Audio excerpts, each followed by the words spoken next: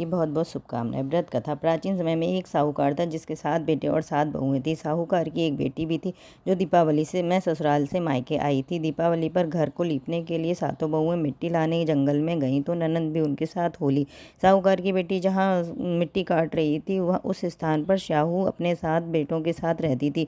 मिट्टी काटते गलती से साहूकार की बेटी से खुरपी की चोट से शाहू का एक बच्चा मर गया। शाहू इस पर क्रोधित होकर बोली, मैं तुम्हारी कोख बांधूंगी। शाहू के वचन सुनकर साहूकार की बेटी अपनी सातों भाभियों से एक एक कर विनती करती है कि वह उसके बदले अपनी कोख बंधवा ले। सबसे छोटी भाभी ननद के बदले अपनी कोख बंधवाने के लिए तैयार हो जाती है। इसके बाद छोटी भाभी के जो भी बच्चे होते हैं वे 7वें दिन मर जाते हैं। सातों पुत्र इस प्रकार मृत्यु होने के बाद उसने पंडित को बुलाकर इस कारण पूछा। पंडित ने सुरई गाय की सेवा करने की सलाह दी। सुरई सेवा से प्रसन्न होते हुए स्याऊ के पास ले जाती है।